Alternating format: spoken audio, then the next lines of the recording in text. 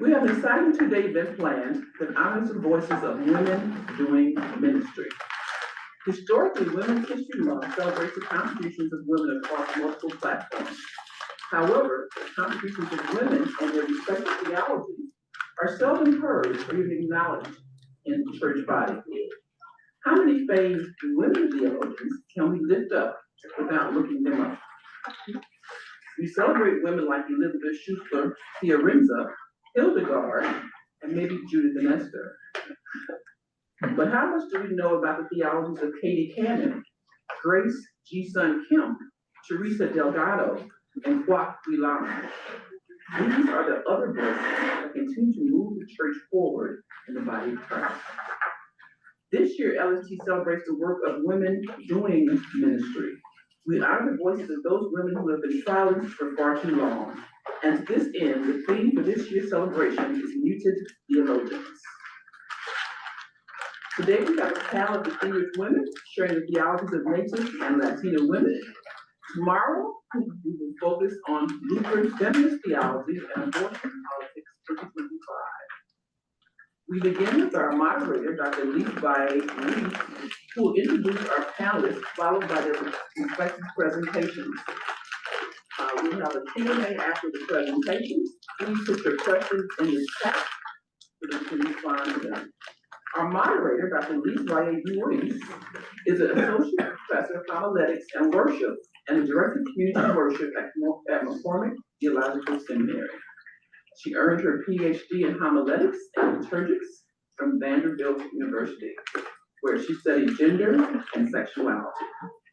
She received a THM in homiletics from Princeton Theological Seminary and an MDiv from Louisville Presbyterian Seminary. She also has a Juris Doctorate from the University of Puerto Rico, where she also earned her bachelor's. So we should be calling her Esquire. Theater is her lifelong passion. And so without further ado, I introduce our moderator, Reverend Dr. Levi Reese, who's going to introduce our panelists. Thank you. We have a great community of fabulous women. And we will begin with Reverend Angela Trejo. Minister Angela Trejo Hager is the coordinator of the Lutheran Seminary of Oxford, as well as one of the coordinators of the Women's Network of Gender Justice for Latin America, the Caribbean, and North America of the Lutheran World Federation. She has collaborated in historical research for the Jalisco area and has written several articles in relation to feminist biblical hermeneutics. She is the author of the book, Hagar Corporal Memory of an Encounter with God. I swear to God, I did not read this before I prepared my sermon. And her work focuses on gender and history of Christianity, researching the voices of women throughout the Christian period. Minister Trejo Hager is one of the first women ordained to the pastorate in Mexico by the Mexican Lutheran Church. She was also the first woman to hold the position of president of the board of directors of the Theological Community of Mexico. She holds a degree in history from the University of Guadalajara, a degree in theology from the Lutheran Seminary Oxford, and a master's degree in biblical sciences from the Theological Community of Mexico. We will also have Reverend Aha Martinez and Reverend Minister Bima Cubertier Cruz, and I will read their bios when it's their turn to speak. Reverend Minister Angela Trejo, you have 15 minutes to present.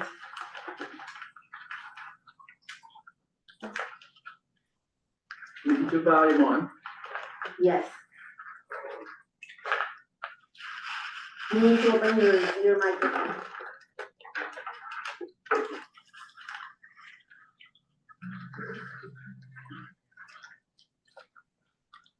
Necesito que me dejen entrar.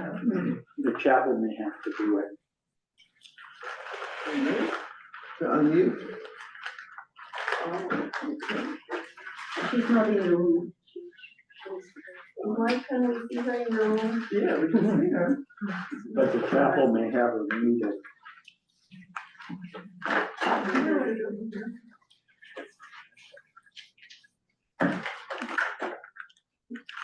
She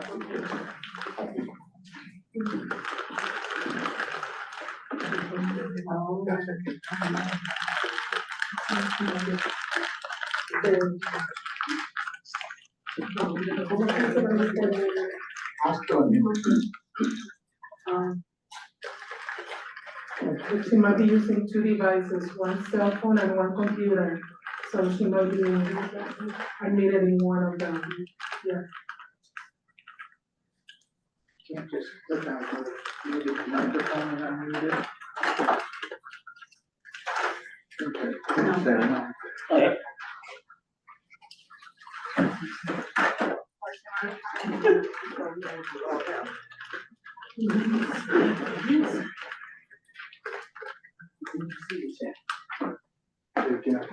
So you want me to log out, Sam? You can't unmute. You have to do it from her side. You logged out?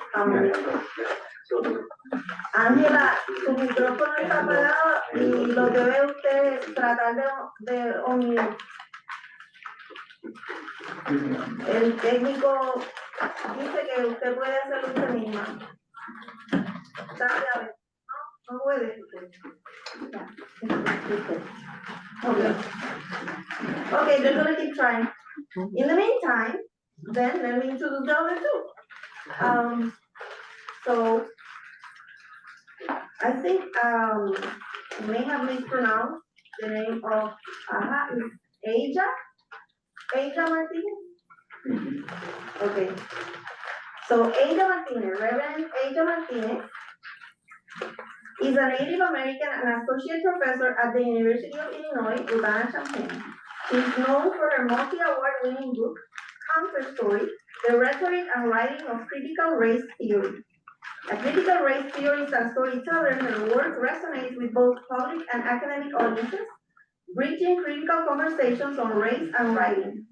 In collaboration with Robert O. Smith, Aja also co-authored The Origins of Critical Race Theory, The People and Ideas That Created a Movement, 2025, further contributing to the discourse on this vital subject. Professor Martinez is a co-editor and co-founder, alongside Michelle Llobis and Sandra Tarabuccia, of the journal Writers, Craft and Context, which supports the exploration of diverse topics and writing genres. Additionally, Aja co-edits the University of Pittsburgh Press's series Composition, Literacy, and Culture with Stacy Witt, amplifying the voices of scholars and practitioners in the field of writing, rhetoric, and composition studies. And we also have Rima Cruz, who is currently the Director of Diversity, Equity, Inclusion, and Justice at the Lutheran School of Theology, Chicago. She was born in Vieques, Puerto Rico, a period when the region was considered a war zone, as the tiny island was being used for open military practices. The daughter of a pastor, she carries a strong legacy of resilience. After graduating from the University of Puerto Rico, magna cum laude, with a major in economics, Lima worked as an economist for the Puerto Rico Ports Authority. She later moved to the Women's Advocate Office, developing initiatives for the prevention of domestic violence and teen pregnancy. In 2015, Lima received her MD from McCormick Theological Seminary, and in 2016, she completed a residency program in spiritual care, CBE, in North Carolina. As an activist, Lima has been defending human rights in the context of Latin America and the Caribbean for more than 20 years, working and supporting the work of diverse organizations in Mexico, Nicaragua, Venezuela, Panama, Honduras, Colombia, and Haiti. In 2012, she joined the Chicago Religious Leadership Network on Latin America, CRLN, where she has served as board president for the past 3 years. Her services include joining a delegation to serve as an international observer in Honduras general elections, leading delegation to Cuba in support of the Martin Luther King Center in La Habana, and serving as a board member of the International Association of Women Ministers, with whom she attended the World Council of Churches General Assemblies in 2013 and 2022. Lima lives her life intentionally and unapologetically, with an awareness of being on the margins as a Black Puerto Rican queer woman. She considers herself a healer, chaplain, instructor, speaker, artist, beachcomber, and lover of mysticism and the divine. Ada, would you also try to open your mic to make sure? Okay, thank you. Just to check. Professor Trejo, would you please try again, just to check? Just to check, okay. Can we hear you, Asia? Yeah, do you want me to go ahead and go first? We'll work on hers. Okay, yeah, let's do that. We are gonna listen to Ada and we're gonna have our tech person keep working on Professor Trejo's microphone. Thank you. Okay, Ada, everyone can hear me? yes, we can hear you. Great. Okay.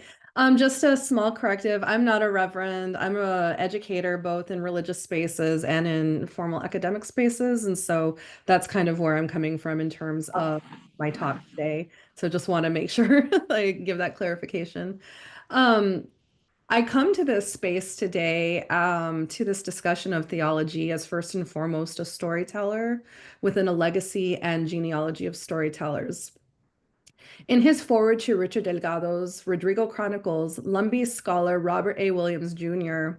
details the American Indian tradition of the storyteller as the one who bears the heavy responsibility for maintaining the connections of community, an intricate web of connections, kinship and blood, marriage and friendship, alliance and solidarity. And importantly, Williams centralizes the role of the ancestors, our grandmothers and grandfathers, and their grandmothers and grandfathers, all of whose stories are held sacred to the storyteller. They who share all of the stories so that the next generation will recall these narrative links between generations. To be a storyteller, Williams asserts, is to assume the burden of remembrance for a people. For the storyteller is the one who sacrifices everything in the tellings and retellings of story. Stories are the practice of survivance, a term coined by Anishinaabe scholar Gerald Visnor to describe continuing Indigenous presence, an active sense of presence through the continuance of our stories. My own grandfather, Alejandro Ayala Leyva, was my first and remains my most prominent storyteller in life. And with a life such as his, it would be a small tragedy were he not the gifted storyteller that he was. His life spanned nearly 100 years, and his stories are intricately linked to the major events of U.S. history. The link was our own family's histories as they intersected with and were affected by our U.S. and Arizona-Mexico borderlands context. As my grandpa's oral histories told, my Leyva family migrated to the U.S. Southwest from Durango, Mexico in 1913. At that time, my Nana Ignacia, my grandpa Alejandro's mother, and his storyteller, was 12 years old. My great-grandmother Ignacia taught her son Alejandro about our heritage as Huichol people, a people indigenous to the Sierra Madre Occidental Range that spans several Mexican states, including Durango. Our people are known to outsiders as the Huichol, but we refer to ourselves as Huixaritari, or the people. In 1946, my grandfather Alejandro married my grandmother, Berta Campos Robles. From my Campos lineage, I am also a descendant of the Yaqui Nation, a people whose homelands straddle the U.S. and Arizona-Mexico border. Our primary homelands are in the Rio Yaqui Valley in the northwestern Mexican state of Sonora. While there are 8 Yaqui pueblos in Sonora, my family lived on the Arizona side of the border before this border ever existed. Has anyone in the room ever heard the saying, "We didn't cross the border crossed us"? Yeah. So the US-Mexico border eventually bisected the Yaqui homelands, and my family found itself on the Arizona side, eventually forming what is now known as the Pascua Yaqui tribe of Arizona. Pascua Yaqui is the only federally recognized Yaqui tribe in the United States and gained recognition as a US federal tribe in 1978. Now, I invite you all to reflect on an intersecting aspect of my people's name, the Pascua Yaqui tribe of Arizona. So in terms of religion, in terms of theology, in terms of our Lenten context today, do any aspects of the name Pascua Yaqui stand out to us, especially to those of us who know Spanish in the room?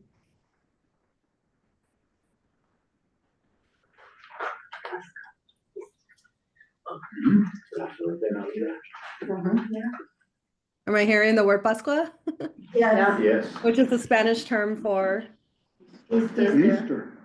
Passover, yeah, Easter. So now why would my tribe incorporate this Judeo-Christian concept into our very name, identity, and federal designation?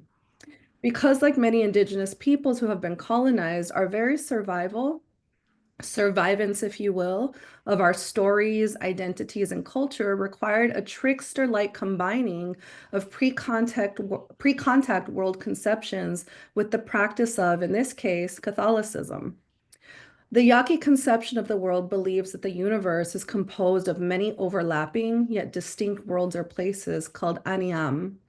Some examples include the flower world, the enchanted world, the dream world, the night world, the wilderness world, corn cob world, mountain world, world under the water, and world from the sky up through the universe.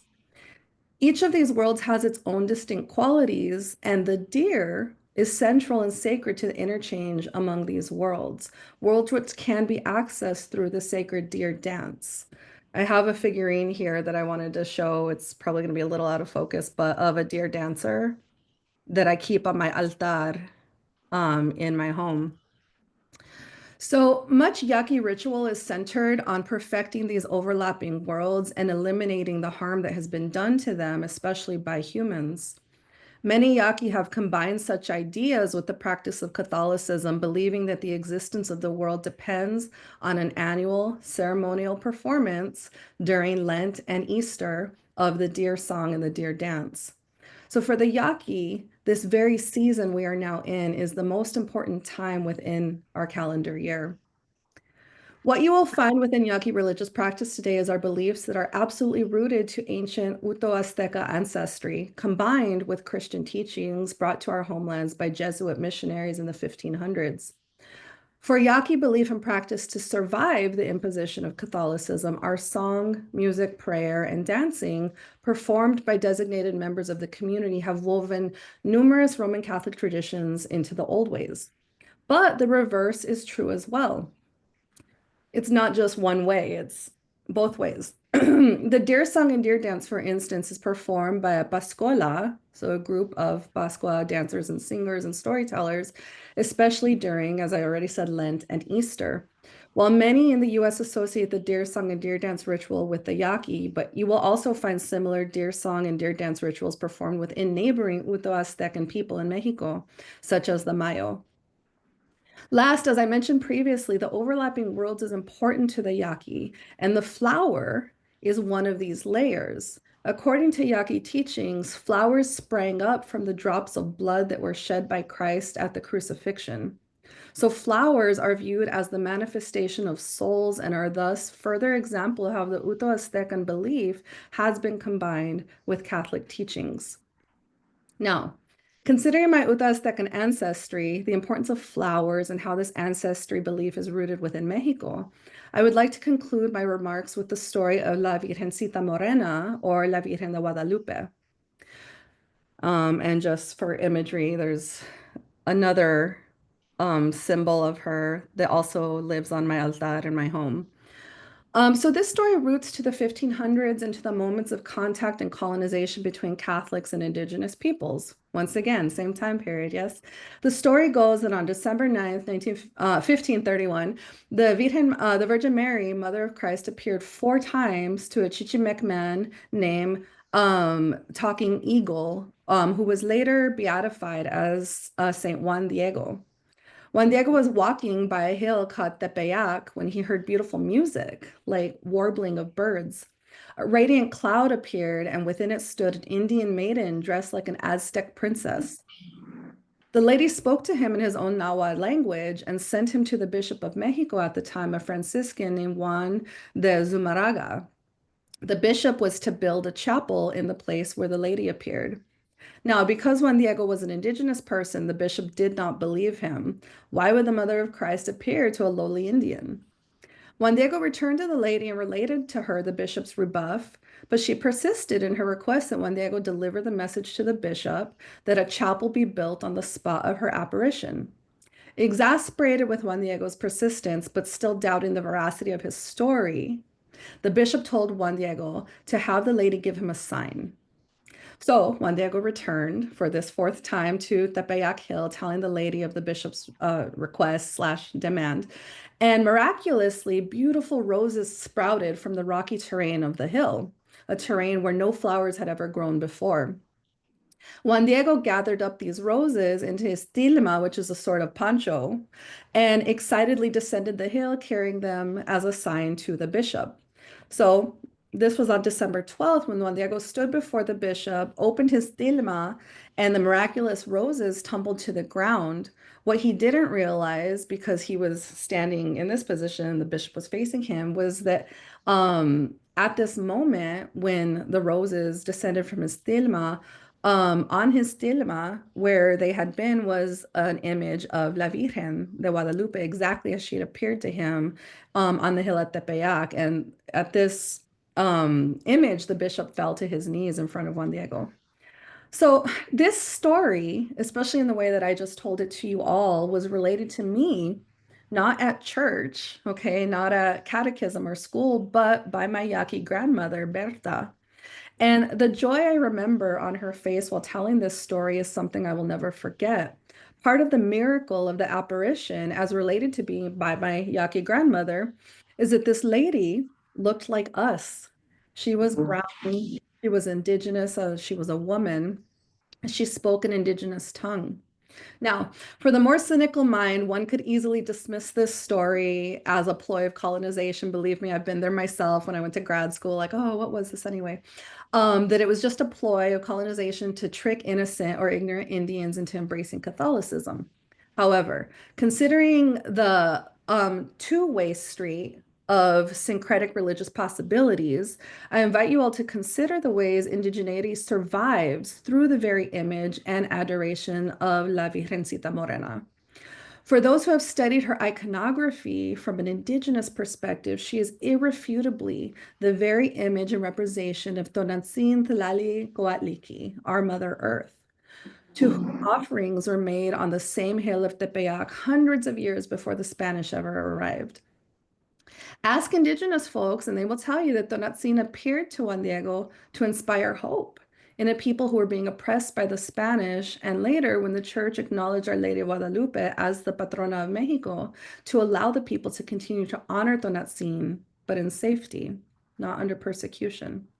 So in this way, Our Lady is not either or, but she is both and. She is Tonantzin Guadalupe, a true mestiza. Her blend of indigenous and European features represents a beauty of both cultures, not just those of the dominant one. The image of La Virgen herself is imbued with Mexica symbology, and this indigenous cosmology is woven into Our Lady of Guadalupe's attire. For instance, her robe is red, meaning wisdom. She wears a black belt representative of pregnancy, of new beginnings. Her blue-green cloak of stars brings to mind the Mexica goddess of the stars, Citlali. She appears to Juan Diego on 4 different days, marking the sacred number 4, the 4 winds, the 4 directions. I was raised to revere Our Lady as an aspect of the divine feminine, who holds the ancient indigenous feminine energy of Tonantzin. In fact, during marriage ceremonies in my family, my own marriage included, and within my culture that is mestizo, the bride makes an offering of roses to the feet of Our Lady and prays to her for abundance and fruitfulness in her marriage.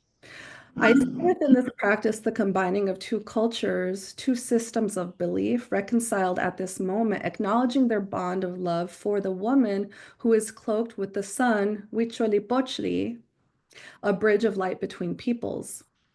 There are many other examples I can discuss in relation to indigenous and Catholic syncretic expression, but in all, and to return to survivance and storytelling, it is through the method of story that I have come to know these traditions and belief.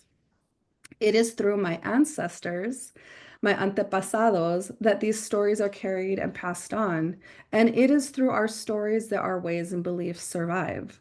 The fact that I am here speaking about these beliefs with you all today is proof that we were never conquered, that we are still here, and we still believe. Thank you.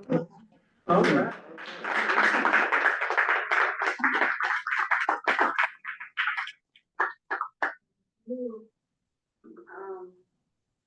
We hear now from Magister Ángela Trejo. Gracias. Oh, ahora no la oímos.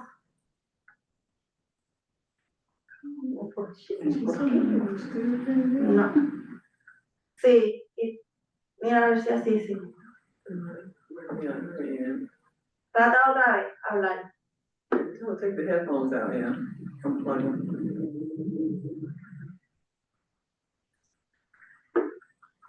Desconectó los audífonos de la máquina. She may need to disconnect the headphones. the earbuds.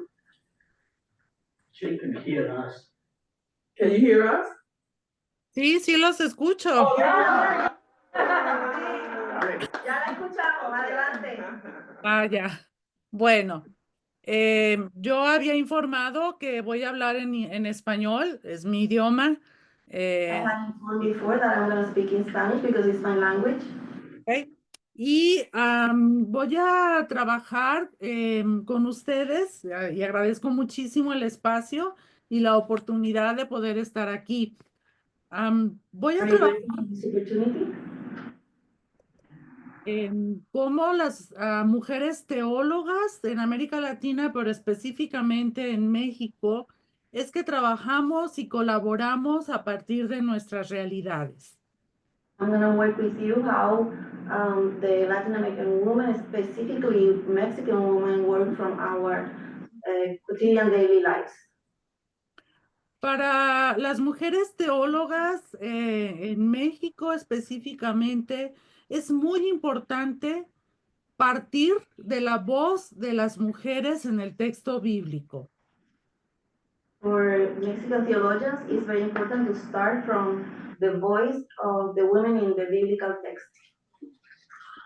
Una confesión importante de una mujer llamada Marta en Juan 11 nos anima a insistir en sacar nuestra voz. Very important confession from Martha in John 11 encourages us, emboldens us to use our own voices. Nuestra confesión es: sí, Señor, yo he creído que tú eres el Cristo, el Hijo de Dios que has venido al mundo. Our confession is, yes, Lord, we have believed that you are the Christ who has come into the world. Estas palabras de Marta a Jesús fueron dichas en un espacio público y fueron también palabras políticas e importantes para su momento. Those words from Martha to Jesus were said in a public space in a very important moment. También para nosotras es muy importante esta tradición de la tumba vacía en la resurrección. It is also important for us, the tradition of the empty tomb. El testimonio de las mujeres en la resurrección de Jesús nos llenaron de ánimo, de alegría y de mucha fuerza. The witness of the woman before the resurrection gave us a lot of hope and enthusiasm and strength. Las palabras de María Magdalena, María, la madre de Jacob, Salomé, Juana y muchas mujeres son testimonio perfecto y suficiente para saber que nosotras podemos ser también una voz importante. The words of Mary Magdalene, Mary the mother of Jacob, Salome, and I think Joanne was the other one. The words of these four women let us know that our voices are also important. Para la teología feminista, la resurrección es un punto de partida a partir de una tumba vacía, porque Jesús está con nosotras. For the feminist theologians, the resurrection is the point of departure, starting with the empty tomb. Después Jesus is with us. Sorry. dando un salto en la historia, como una mujer luterana, no puedo evitar hablar de las palabras de las mujeres reformadoras. And since I'm a Lutheran and jumping ahead in history, I cannot avoid to talk about the reform. Women reformers. About the women in the being reformed. La reforma protestante fue también una voz importante donde muchas mujeres escribieron, reflexionaron y hablaron en público. During the reform, that was a period of time in which many women also spoke and wrote and used their voice. Argula von Grumbach, una mujer alemana, fue una de las primeras en escribir cartas para defender a un joven luterano ante el magistrado en Ingolstadt. Argula von Grumbach wrote letters to defend a young German man before the judicial system. Hoy esas cartas traducidas al español nos dejan ver la fuerza de esta mujer a partir de una hermenéutica de los textos bíblicos para la defensa legal. Today, these letters translated into Spanish let us see the strength that this woman had, and when we look at the biblical text from the biblical text, we use a hermeneutic from the biblical text, looking at these letters. Argula utiliza muchos versículos bíblicos muy bien colocados y gana el caso y el muchacho sale libre. Argula uses a lot of biblical texts, well used in the letters and well located in the letters to make her case. Y ante una serie de acusaciones por haber hablado en público, ella argumenta diciendo: si las mujeres debemos de estar en silencio, pero los hombres no hablan, nosotras tenemos que hablar. And before the argument or accusation that women are supposed to be silent in public, she argues, well, if the men are silent, then the women have to speak. Tenemos a otra mujer de esta misma época, Florentina von Obermeier, que escribe una carta explicando cómo huye de un convento en Alemania. We have another writing from, I think her name is Florentina von Obermeier, explaining how she escaped from a convent in Germany. Y es una carta de denuncia por haber recibido una violencia física y verbal constante. This letter, she denounces that she has been receiving violence verbally and physically, constantly. Que para su tiempo fue muy importante a tal grado que Lutero intercede para la liberación y la protección de Florentina. This was very important at the time. It was to a degree that Luther himself intervened for her safety.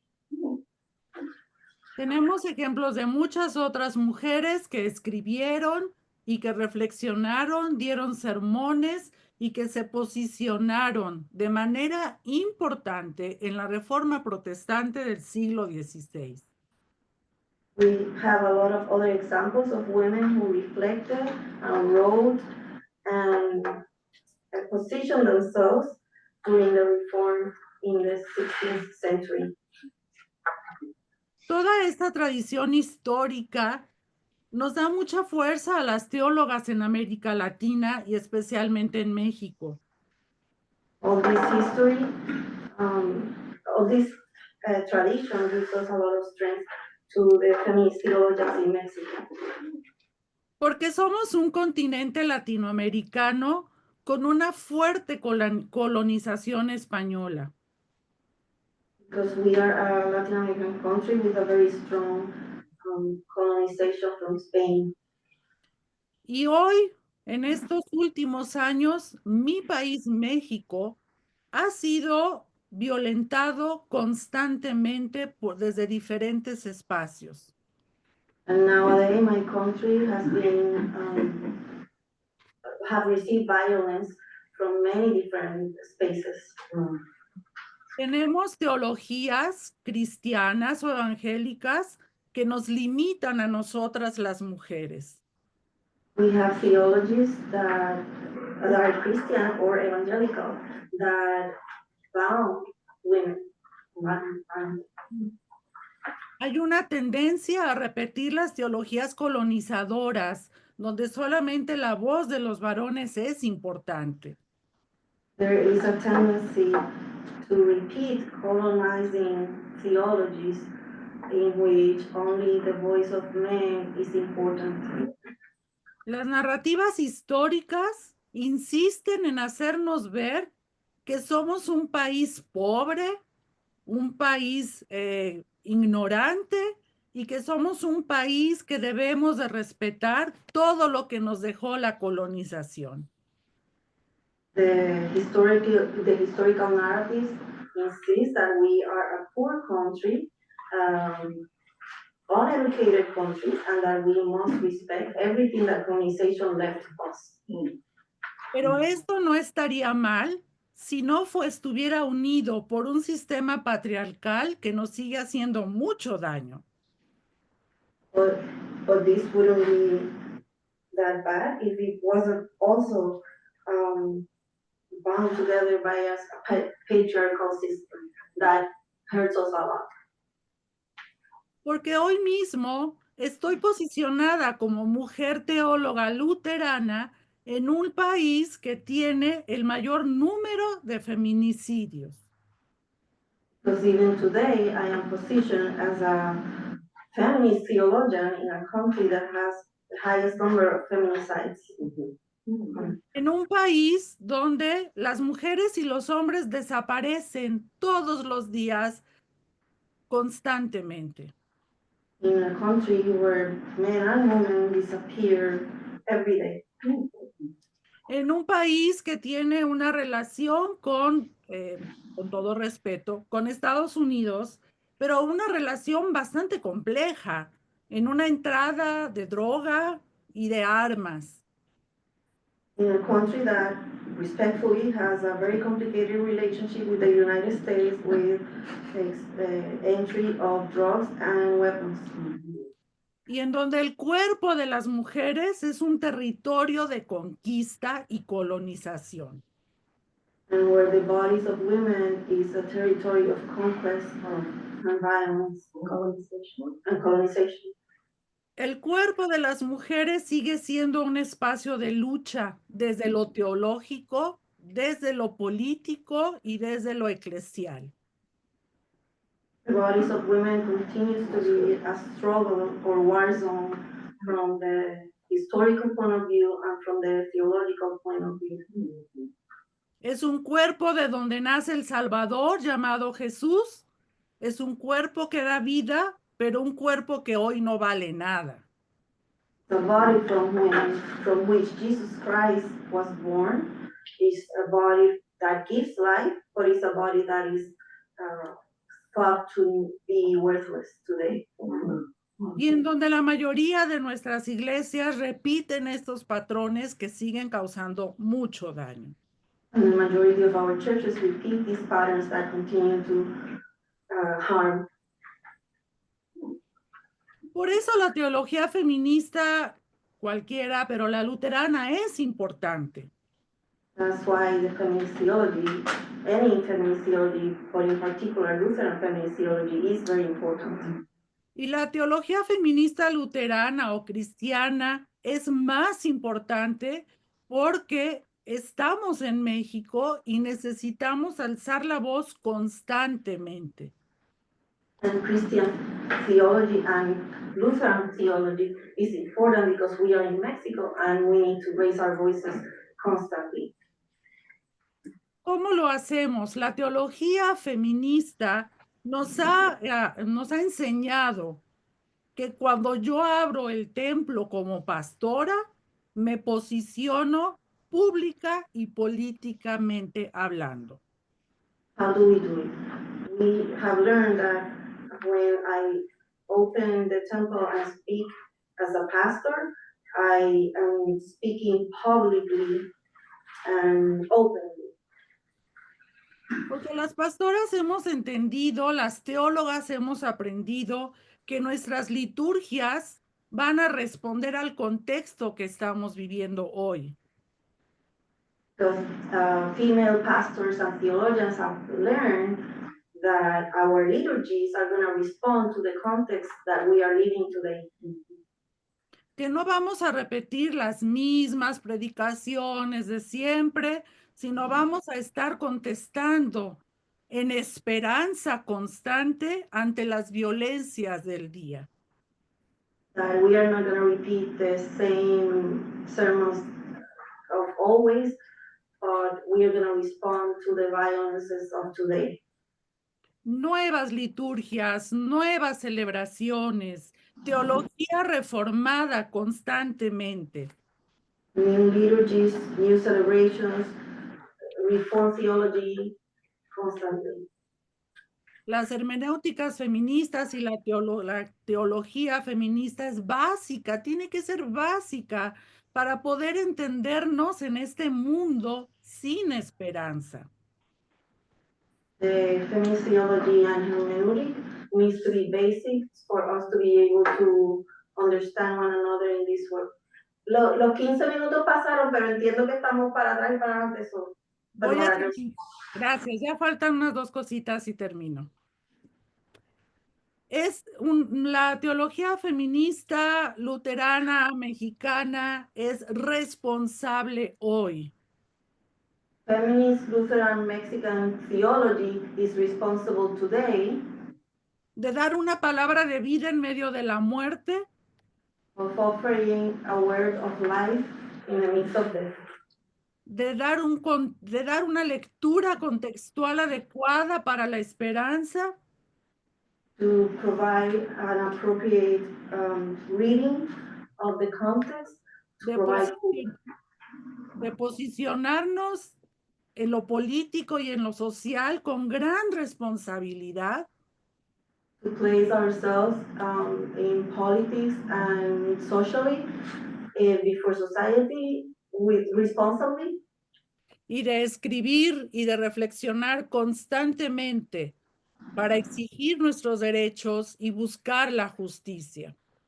and to reflect and to write constantly to ask to get our rights and to ask for justice. Desde mi país hay mujeres que estamos trabajando a favor de la justicia. From my country, there are women who are working for justice. Por una justicia de género y una justicia climática y una justicia social. For climate justice, gender justice, and social justice. Que muchas veces sí somos silenciadas, pero que vamos a insistir en llenar este espacio con palabras de justicia y de esperanza. Yes, many times we are silenced, but we are gonna fill the void with our words of hope. Porque desde lo histórico y lo bíblico nos avala Marta, Argula y Florentina. Because from the historical point and biblical point, we take more, it's more valuable to us, the stories of Argula and Florentina and these other women. Todas las mujeres testigos de la resurrección están atrás de mí, insistiendo en dar esta voz de vida. All these women who witnessed the resurrection are behind me. Todas las mujeres que están buscando a sus hijas, a sus hijos en las fosas hoy, son mis compañeras, las que también me enseñan de teología todos los días. All these women who are looking for their children, the disappeared children, are my sisters in the struggle, and they teach me theology too. Porque la voz de las mujeres debe de llenar todos nuestros espacios. Because the voices of women need to fill all these spaces. El silencio nunca va a ser opción. ¿Pueden repetir eso que hace ruido aquí? El silencio Silence will never be an option. nunca va a ser opción. La teología debe de formar caminos, nunca fronteras. Theology needs to pathways, never borders. Porque los caminos unen, las fronteras separan. Pathways join and borders separate. Muchísimas gracias. Thank you.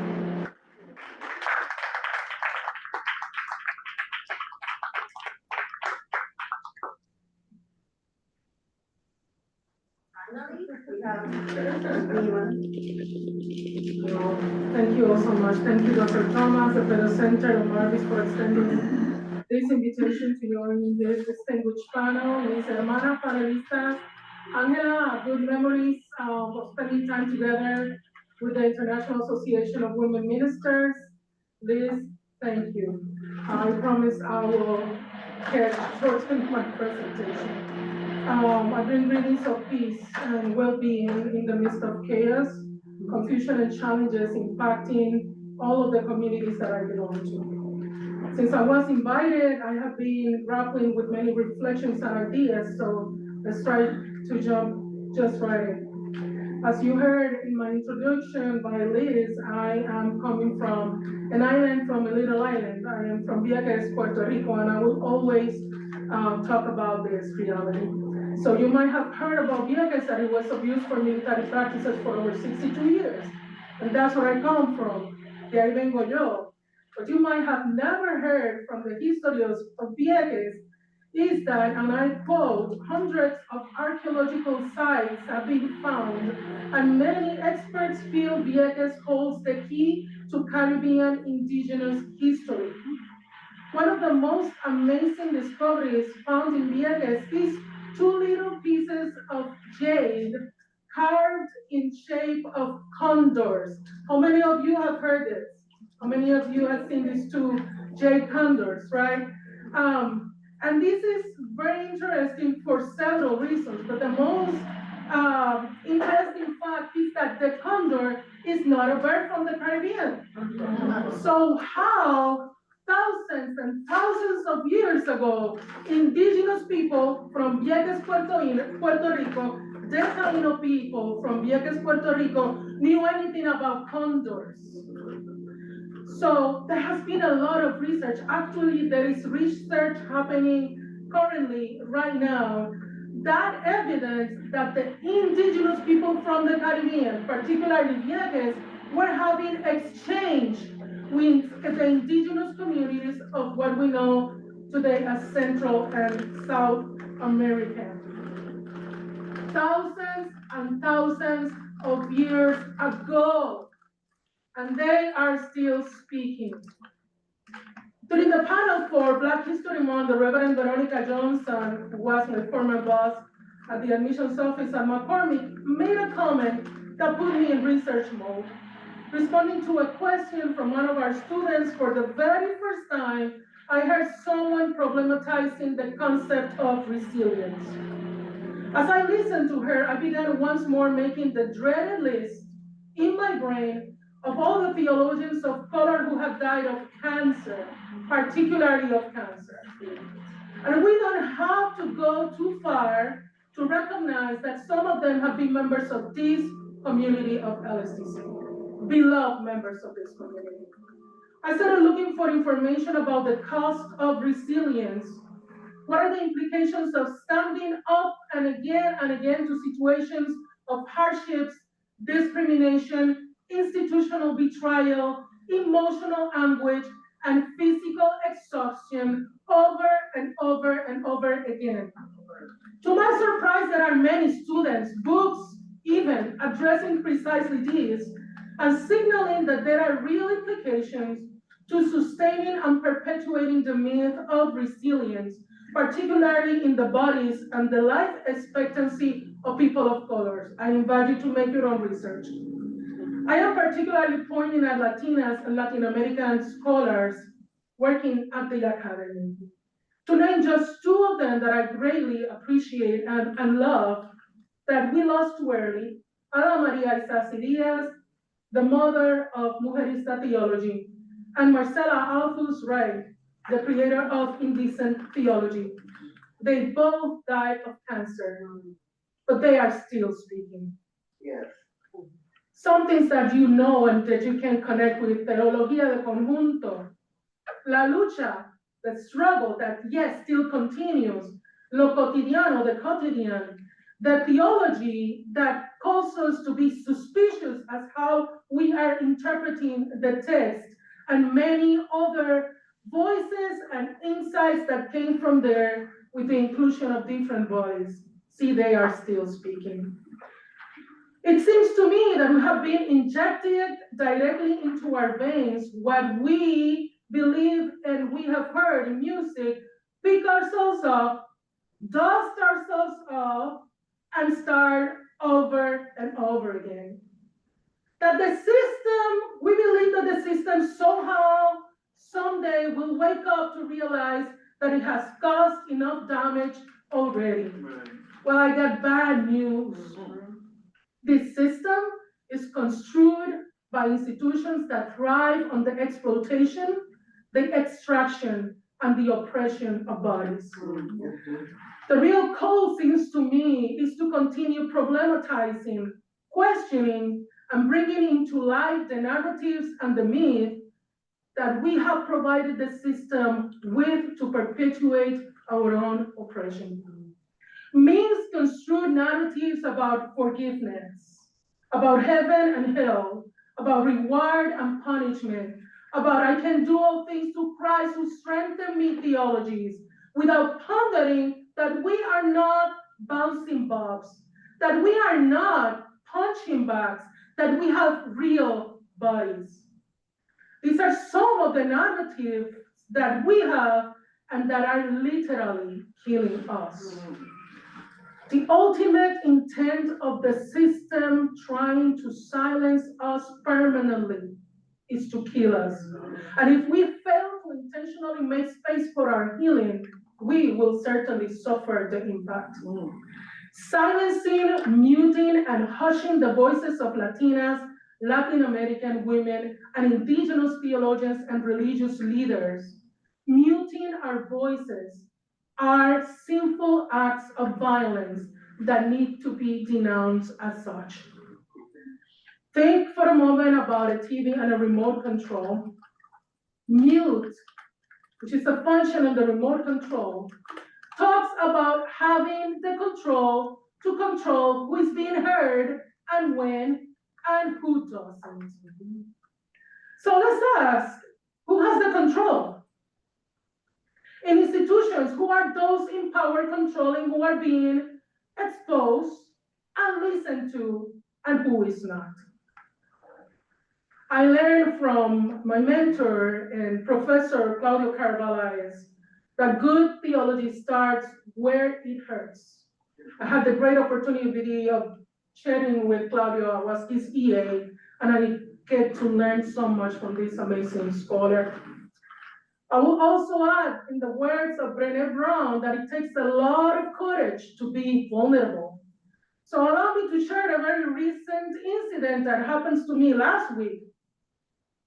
And I know some people will recall this. I was invited to participate in this panel, and I accepted seeing it as a great opportunity.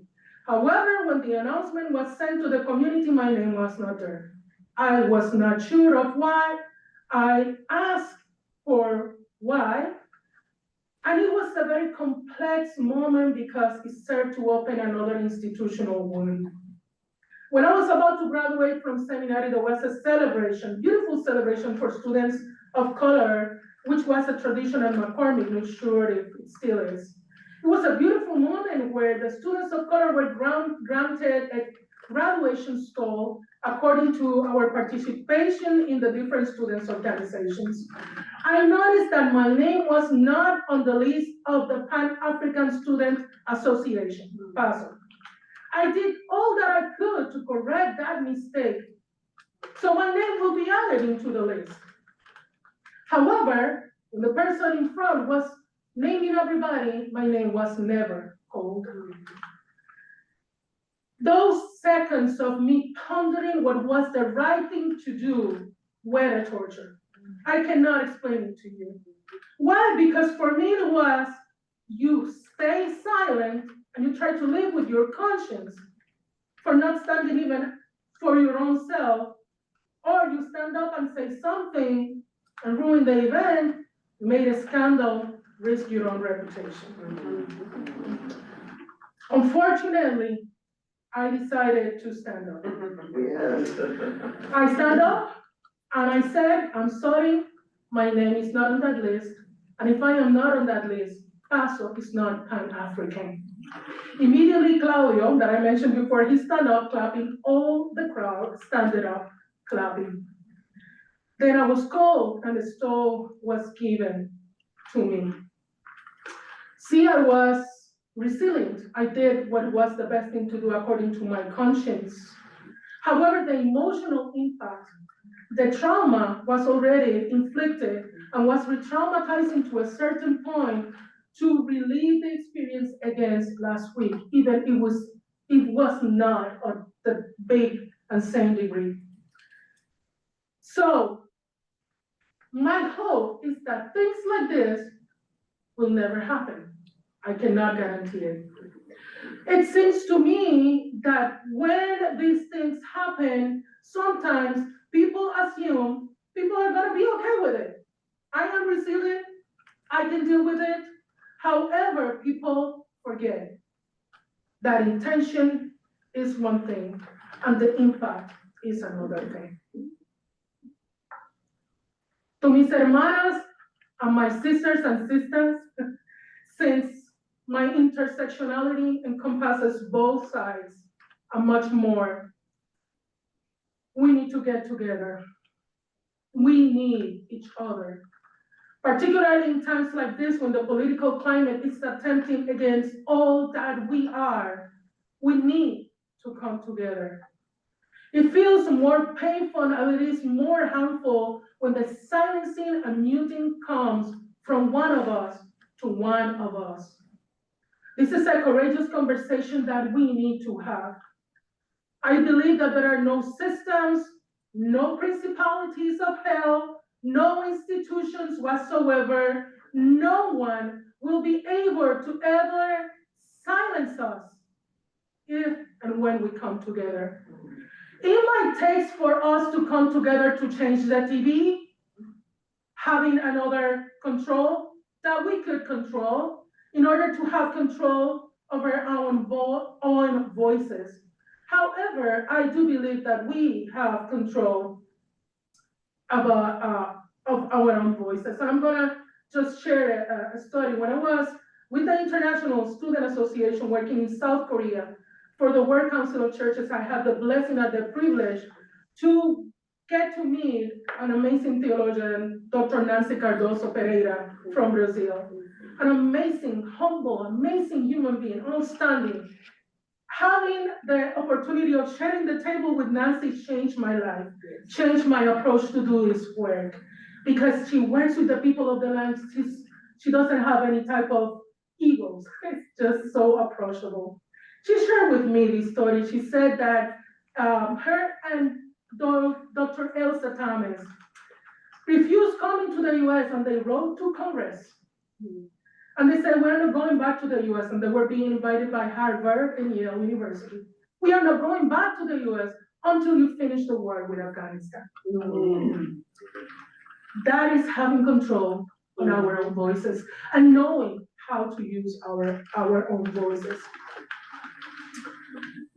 What would it take for us to come together and to exchange, like the ancestral Tainas and our indigenous people, our knowledge, technologies, and commitment to the transformation of systems? And still, they are saying something.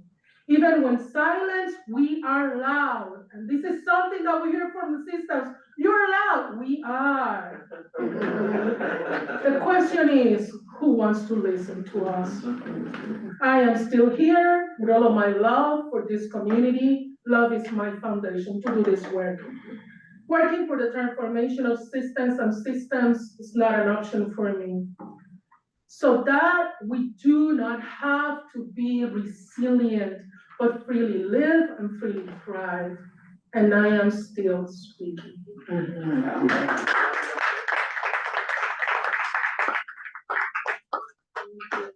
Now we take some questions. No questions. Yeah, I think I preach a little bit longer. So I didn't do this thing, but in the program, those who were at worship, we have a QR to go to a mural to honor the loud women theologians. And if you go, you will see Maria Isasi Diaz and Marcela Alta's are already there. So you can see some of their books and you can add your own. Well, then let me ask my questions to get us started, but if you have, please go ahead. I want to ask a question about class and race, starting with Asia, because our lady per se is a title that implies class. She looked like a princess. Juan Diego was perceived, or in the story, sounds to be from a lower class. And so how we tell these stories, right? How do we not perpetuate classism when we retell the stories, right? There is a way in which the story tries to not perpetuate racism by making this combination of Tonantzin and Guadalupe, Morena, la Morena, ¿verdad? La Guadalupe Morena. So that's one argument, that's a probe. And at the same time, my second question is, which doesn't it really comes from other people that I bring for us to consider. How nowadays the term mestiza or mestizo is being contested as anti-Black. So what have you heard, Ada, and the others? What have you heard about the term mestizo or mestizaje being anti-Black? And how does that play out in your theologies? And then class, how does that play in your theology? Starting with Ada, but then Angela and Dima, you want also to take the issue of class and race, specifically anti-Blackness. Talk about those two things from your theologies. So what do you think about those things? Yeah, I mean, clearly the language is built into that. It's built into different sorts of societal structure. And in terms of her both and conflation with already existing deity, I think it was just more a matter of association than in terms of, again, structural identity. Should it be in that form? I don't know. I think that's a contestable topic because there are, like the Catholic tradition that I come from, the Guadalupanas, who wouldn't equate her ever as the same as an earthly woman. But because of the deification aspect of it, that is both informed by indigeneity and informed by aspects of Catholicism because she's mother of God, right? So, in terms of class, I guess my question to you is that are you suggesting that there should be a flattening of her into more of a Jesus-like figure who walked among us and was, a human, an average person? Because again, in the way that these stories have been told to me, she's an apparition of a godlike figure. So, yeah, I don't know if you wanted to say more or ask further about that part. I'm not suggesting anything, I'm asking a question that happens to me a lot. The question is not suggesting anything. I'm just curious about what you think about class and race. I am partial to a flat world, and I have been curious about how when humans deify, they tend to keep the same social structures that they have, whatever they have at the moment, wherever there is. And so as you were speaking, I was also thinking, I saw the same thing when I went to Brazil and we visited the Terreiros. The same thing, when we saw these, how are they called? The deities represented in the walls, the orishas, they were dressed as the princess, as royalty from the times that they were first brought, imported from Africa. So somebody was keeping, even though they were deities, the representation, the imaginary was keeping the class system that they knew. So there is a way in which humans associate deities with higher classes. And I don't know what to do with that, but I was just curious. What do you think about that, and what have you researched about that? Because I haven't researched that. Yeah, I mean, there are Chicana feminists who, through the 60s on up in the United States at least, have had efforts at reclamation of course, the Guadalupe figure, especially conflated with, the Tonatzin figure. They've done the same thing with Malintzin, of course, right? And so, like, there's been a lot of discourse among predominantly radical Chicana feminists about whether or not, especially in representation, so different murals, artwork. I'm in the Illinois area. Well, you all are, yeah. So like different representation through murals and, other sorts of art that can, especially more like, I would say like almost there's a whole brand coming out of California of like cholo kind of art that represents the Guadalupe in more, I guess, Aztec art iconography to not necessarily make her just royalty, right? And so, yeah, I've seen those attempts to make her relatable, and it definitely happens more at the race level, as you mentioned, in terms of making her familiar, not just in look, but also in language, speaking the same language. So it's a linguistic endeavor. To your other question about mestizaje, yeah, I mean, I'm well aware of the critique. I'm aware of the sexist aspects of it that, go back to the 60s and then traversing into the 70s with people like Anzaldúa who have, received different sorts of critique. I think Ana Castillo is one of the best people that we can look to the earliest to raise the critique about the anti-Blackness within the concept of mestizaje. And so I feel like beyond Ana Castillo, more contemporary feminists have been working on making sure that our Afro-Latina sisters are not excluded, or Afro-Latinidad generally is not excluded from the considerations of the history of Mexico, which is my area of focus, and then the borderlands, of course, because of the realities of slavery and other sorts of ancestry that is absolutely part of the mestizaje. So, yeah, I'm aware of the critique. I'm also aware of the literatures that have moved beyond that to our contemporary times. Can I come to with a comment? Yeah.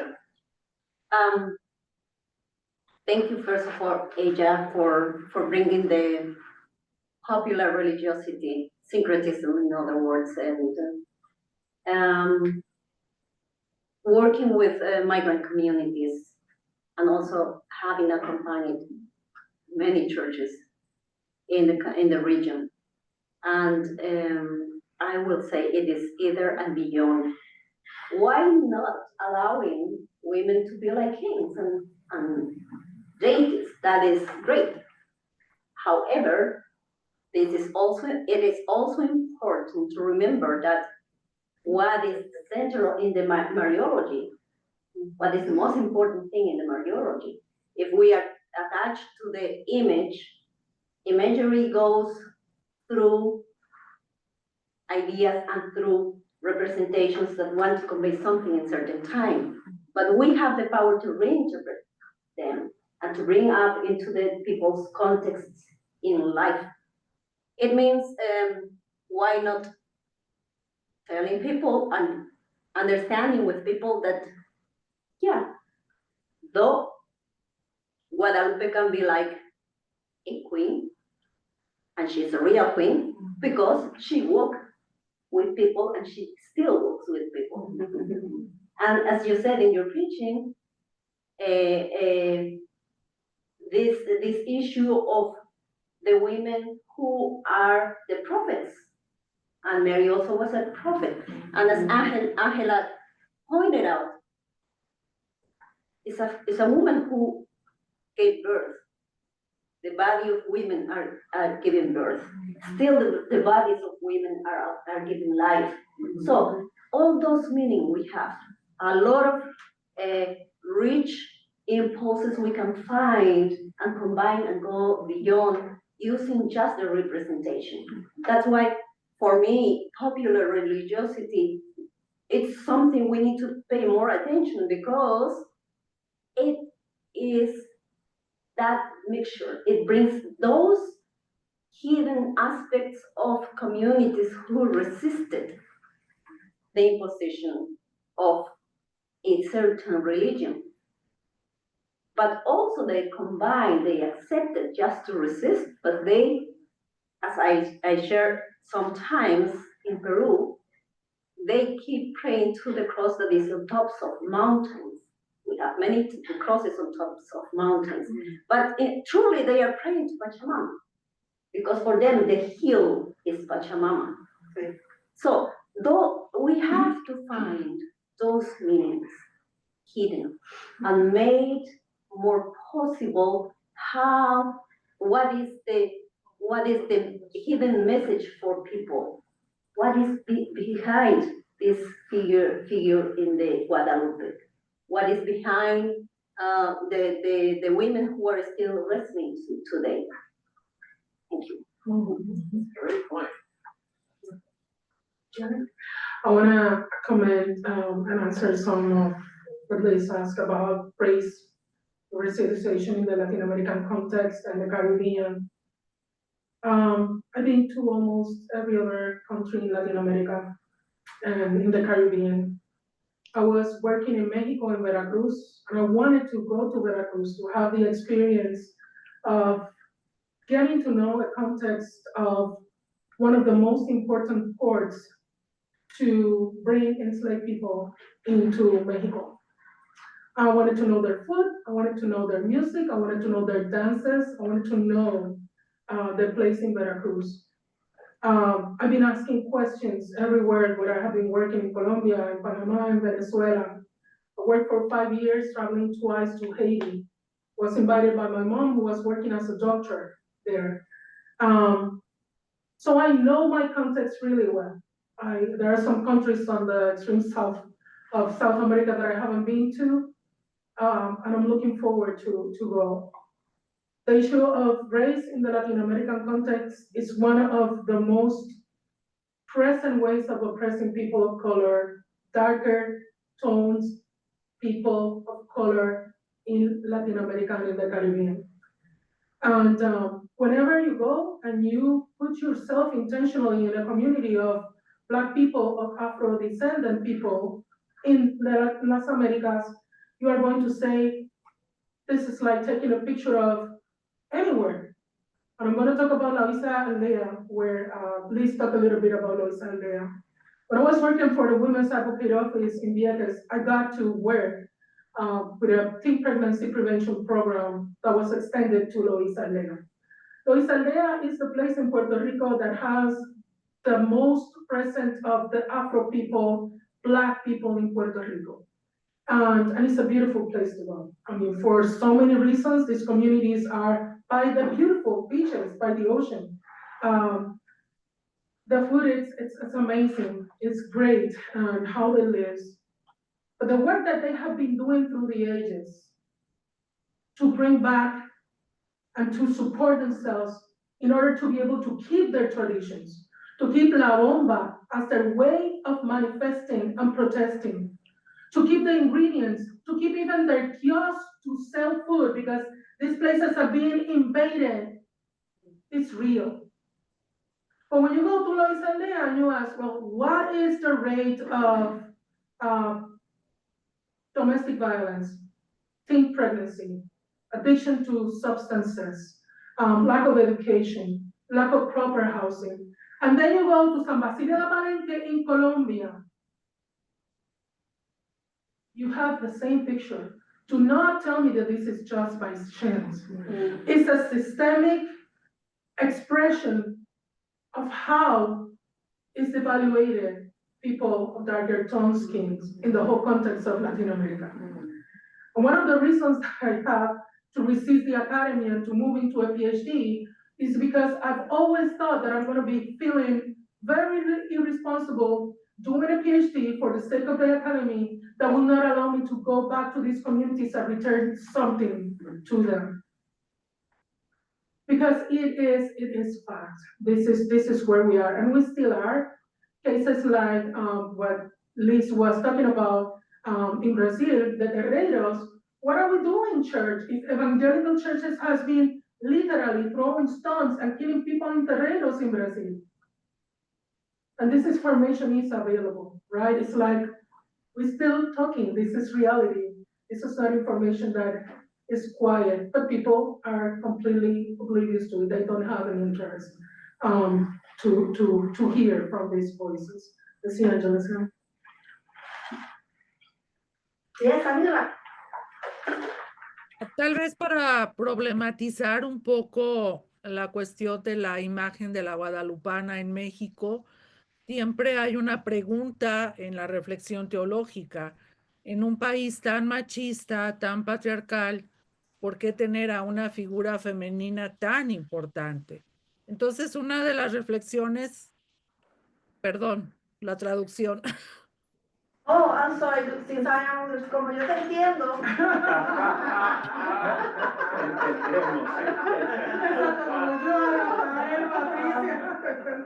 Well, okay, the gist of it was that since Mexico is such a patriarchal country, the question is like, why having such an important figure like the Virgin of Guadalupe with a dark skin?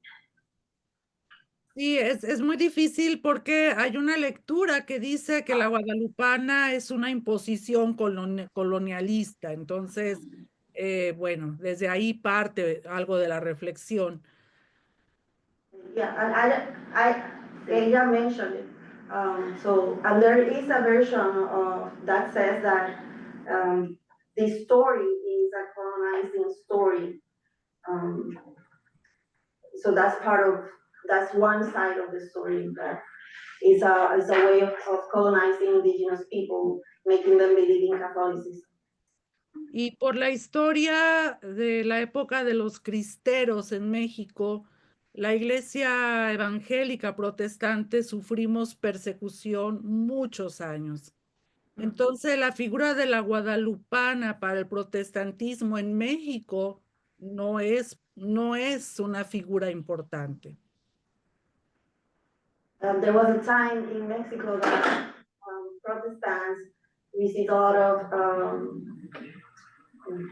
persecution from Catholics, and so for Protestants, the figure of La Guadalupana, Virgin Guadalupe is not as important as for Catholics. Así es, solamente para colocar más problemas en la situación. I just wanted to problematize the discussion a little bit more. So I think we're out of time. Yeah, right? yes, yeah. So this is a wrap for this conversation.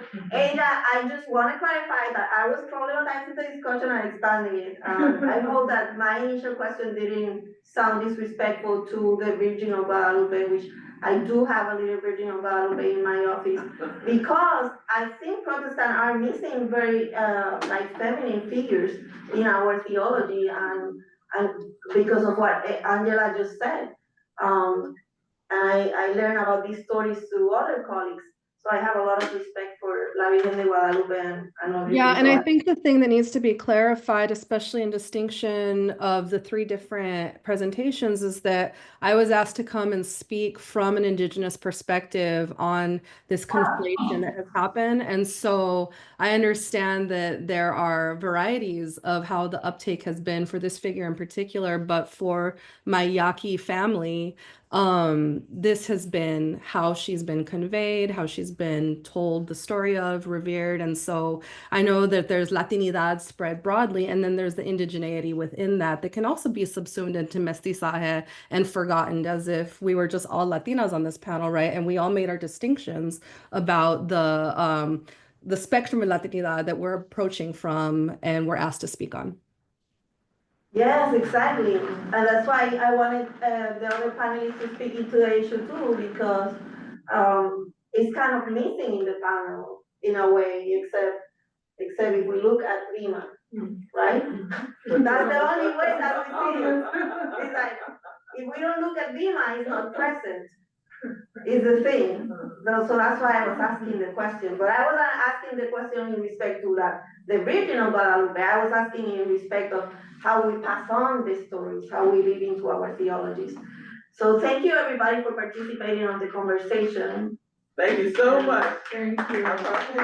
Gracias. Adiós. Thank you so much. Wonderful. I thought it was very interesting.